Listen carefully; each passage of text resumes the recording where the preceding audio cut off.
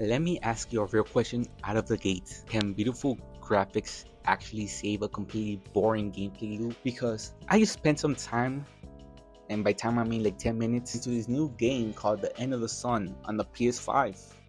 And honestly, I couldn't even make it past the first 10 minutes, man. I'm sorry, I just couldn't. I got so incredibly bored during my first impression session that I just like stopped recording, man. I don't even feel like playing, like, I don't even feel like giving it a try, man. I'm sorry. It's like so, I don't know, man. That's why this video is really short, like 9 minutes, because like there's literally, I didn't really freaking play completely. But first of all, what you're watching right now is my raw, unfiltered gameplay. And I'm going to tell you exactly where the hype completely ran out. Now, before we get into the heavy roasting and the heavy criticism, let's get the legal stuff out the way. The developers over at the End of the Sun Forge did send me a free review copy of the game ahead of launch. But if you've been on the channel for more than 5 minutes, you already know how I roll. A free key does not mean a fake review. It does not buy a fake review from me. If a game is a masterpiece, I'll praise it. If a game makes me want to stare at a blank wall instead of a monitor, I am going to tell you straight to your face. And guys, this one, it is absolutely textbook definition of mage. And again, yes, it was 10 minutes, not the whole, like not even an hour. But this is my first impressions of everything, man. And you know, first impressions freaking matter. The wildest part about this whole experience is that on paper, this game sounds like an absolute banger. If you read the feature list, it checks every single box for a fascinating indie title. It's a first-person adventure and exploration game heavily rooted in authentic Slavic mythology, folklore, and ancient rituals, which I personally don't know anything about. So that's one of the reasons I got, it's like my attention span got freaking cooked. You step into the shoes of a character named Ashter, who is a Slavic fire mage and a legendary tracker of supernatural beings. The story kicks off with you tracking a mythical creature, and your investigation leads you to this isolated, mysterious village. But when you get there, the entire reality of the place is completely shattered. The village is trapped inside a massive time rift, and all the inhabitants have vanished into thin air, leaving behind nothing but smoldering hearts. Because you're a fire mage, you have this special natural bond with fire that allows you to see things ordinary people can't. You can see hidden traces, spirits of past events, and mythical creatures wandering around. Your main objective is to explore this open world, use a magical map, find different bonfires scattered around, and light them up. Once you fully kindle a bonfire, it turns into a literal time travel portal. You can step through flames to travel across 4 different seasons, separated by many years, to solve riddles, change the fates of the villagers, and piece together the mystery. And that's exactly where I I got out. Cause I don't know, like on a PS5, it felt like freaking clunky. Like I don't know, it didn't feel like a PlayStation game. If that makes sense. When I first read the description, I was genuinely hyped. I thought, man, a time traveling Slavic detective game? Sign me up. That's really the description of the game. I didn't even finish freaking playing the game, but I'm telling you what the game's about, you feel me? And when I first read that, I was freaking, that sounds something fire. That sounds kind of interesting. But to give credit where credit is strictly due, the presentation team absolutely delivered on the visuals. Look at the screen right now. The atmosphere in this game is genuinely stunning. The developers used a technique called photogrammetry, which means they went out into the real world, visited historical sites and museums, and physically scanned actual ancient buildings and authentic artifacts straight into the game's engine.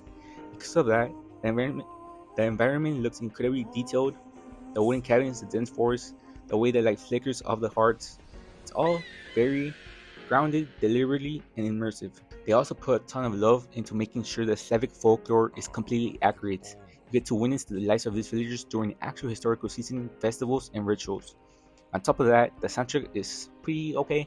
It has haunting, dark, mystical vibes that perfectly match the visuals. And for all my fellow content creators and streamers out there, the developers made sure the entire soundtrack is completely rights clear. That means you can stream this game or put it in a video without ever having to worry about random DMCA strikes hitting your channel, which is a massive win. And I want to thank y'all for doing that. That's freaking amazing. That's an A+. So visually, A+. Audio, pretty good. The world building, interesting. But now let's get into the cons. Like, this is really, in my opinion, it's really dry. I don't know. Is it just me? I think it's just me. Like this is the part where the train completely comes off the tracks. A video game actually needs to be fun to play, right? And playing the End of the Sun feels like a massive chore in my opinion. Like, I'm hating too much, man. I'm sorry, but it just does.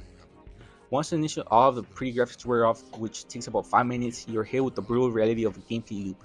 The pacing in the game is agonizingly slow. The core mechanics consist of walking around mostly empty environments, activating your fire set to follow a glowing trail, clicking on a bonfire, and trying to solve this incredible, tedious, slow-burning riddles just to unlock the next tiny piece of the narrative. It's designed to be a tight, focused, 6 to 8 hours experience, but it feels 3 times longer because nothing of substance is actually happening. The exploration feels entirely aimless. You're using this magical map, but half the time you're just pixel hunting around a log cabin, trying to find the exact specific interactive prompt to trigger the next event. The puzzles don't make you feel smart when you solve them, they just make you feel relieved that you can finally move forward. There's a massive difference between a well-paced, atmospheric, slow-burn game and a game that's just flat-out dull. A good, slow-burning game keeps you on the edge of your seat with tension, mystery, or engaging environmental storytelling. The game just feels like a walking simulator that doesn't respect your time. I keep waiting for the momentum to pick up, for something crazy to happen, or a timer or something, but it never happened, man. I just stayed in this freaking flat, repetitive baseline, trying to find this dumb freaking objective that they gave me. So what's the final verdict? The End of the Sun is currently sitting on the PlayStation Store and Steam for $24.99. Personally, I cannot recommend dropping $25 on this unless you fit into a very specific niche audience. If you're a diehard history buff who's utterly obsessed with Slavic mythology, or if your absolute favorite genre of games, highly passive, slow-paced narrative walking simulator where you just soak in the environment, then yeah, you probably appreciate the sheer amount of historical preservation and artistic detail that went into this. The developers are clearly passionate artists and it shows in the visuals. But if you're a casual gamer looking for a compelling, tightly paced adventure with satisfying gameplay mechanics, this is going to put you straight to sleep. It's not a broken game, it's not a buggy disaster. Kinda is a little bit. It's just completely and utterly mid.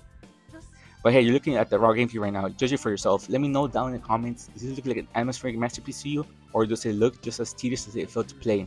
Smash the like button if you appreciate honesty. Hit the subscribe button so you don't miss the next raw review, and I will catch you in the next video. Thank you. Vladimir was horsing around my house. He probably lost it there.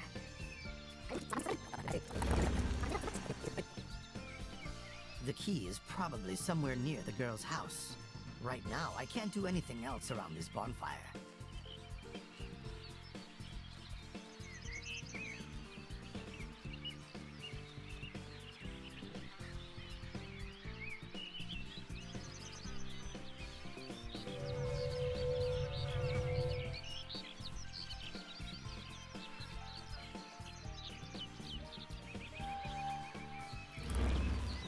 Mira, it's good to see you. We need to talk. Just hurry, please. I have other things to worry about.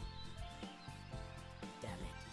As usual, Vladimir can't bring the key back to where it belongs. Lately his head hangs in the clouds, but Vladimir was horsing around my house. He probably lost it there.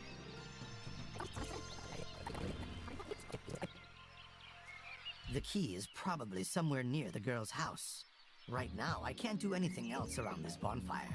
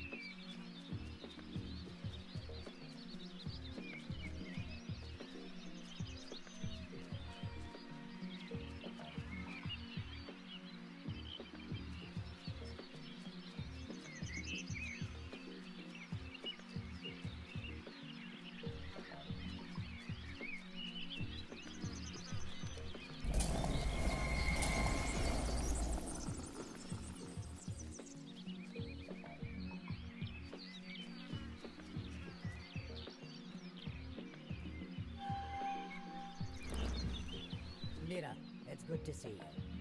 We need